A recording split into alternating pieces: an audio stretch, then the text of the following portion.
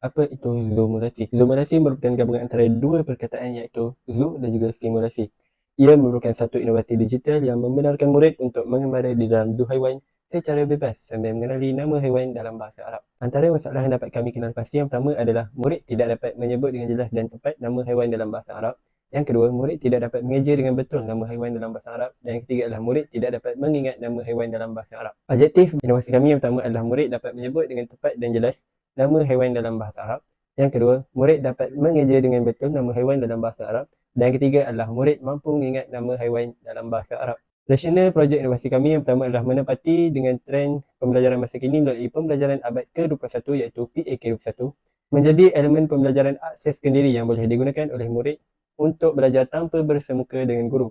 Yang ketiga, menjadikan sesi PDP lebih menarik melalui penerapan beberapa elemen seperti visual, auditory, kinestetik dan sebagainya. Memberi peluang kepada murid-murid untuk belajar sambil bermain melalui elemen didik hibur yang diterapkan. Faedah projek inovasi. Pertama, penghasilan inovasi digital ini mampu menembusi pasaran semasa dan dapat bertahan dalam tempoh masa yang lama. Kedua, penggunaan aplikasi gamifikasi yang sudah terkenal dalam kalangan murid berupaya untuk meningkatkan minat murid untuk mencuba permainan ini. Ketiga, penggunaan aplikasi gamifikasi dalam inovasi ini mampu untuk bersaing pada peringkat global sebagai sebuah inovasi pendidikan digital alaf baharu.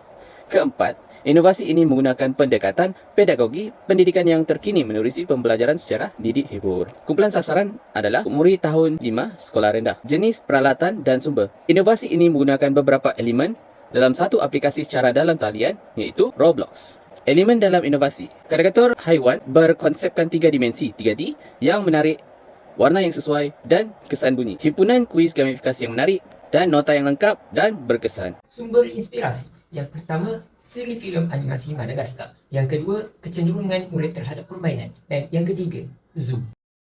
Type je zoomulasi dan tekan yang hijau ni. Buku ni merupakan manual pengguna. Ni ialah teleport lah. Kita pergi ke zoo.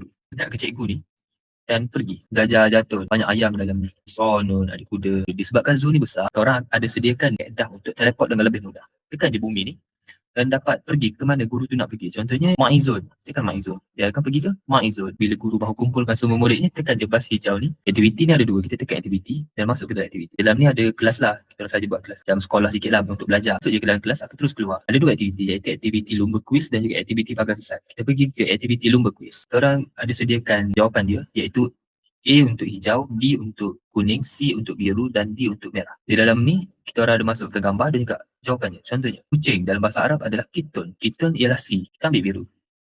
Macam tu je. Kalau murid salah jawab, karakter dia akan mati. Contohnya, karakter dia akan mati. Semua haiwan yang kita orang masukkan ke dalam kuis. Ni kita orang ada sediakan satu alat lah untuk murid-murid tengok kawan-kawan dia main. Dan dia boleh bantu juga kawan dia lah. Contoh kawan dia tak dapat jawab soalan dia boleh tolong dan mereka akan pulang dan pergi ke pagar sesat. 8 pagar sesat yang terdapat dan semua pagar sesat ni mempunyai haiwan-haiwannya yang tersendiri. Manual pengguna. Jadi dia kena cari huruf dan mengeja dalam urutan yang betul. Mula-mula kita kena cari alif. Itu ada seekor monster yang akan mengejar kita. Kalau dia jumpa, dia kejar dan kita akan mati. Alif, jumpa alif. Pintu tak akan terbuka dan barulah kita boleh masuk. Tujuan nak masuk ni sebab kita nak pulang. Syarkagan pelan projek inovasi. Mengambil masa 9 minggu bermula daripada taklimat penyediaan kertas cadangan dan yang terakhir adalah penyediaan laporan projek. Dari segi promosi, yang pertama, mengkomersialkannya kepada siswa guru di IPG yang akan mengajar bahasa Arab sebagai persediaan praktikal. Yang kedua, mempromosikan kepada rakan-rakan guru bahasa Arab di sekolah rendah yang kami kenali. Yang ketiga, memperkenalkannya di media sosial seperti Facebook dan Telegram, grup BBM guru bahasa Arab serta mengiklankannya di laman media sosial kami. Dan yang keempat, menggunakan 3 bahasa iaitu bahasa Arab, bahasa Melayu dan juga bahasa Inggeris untuk mengkomersialkannya secara global. Cara penilaian akan dimulakan dengan mengadakan pengujian untuk murid sekolah rendah.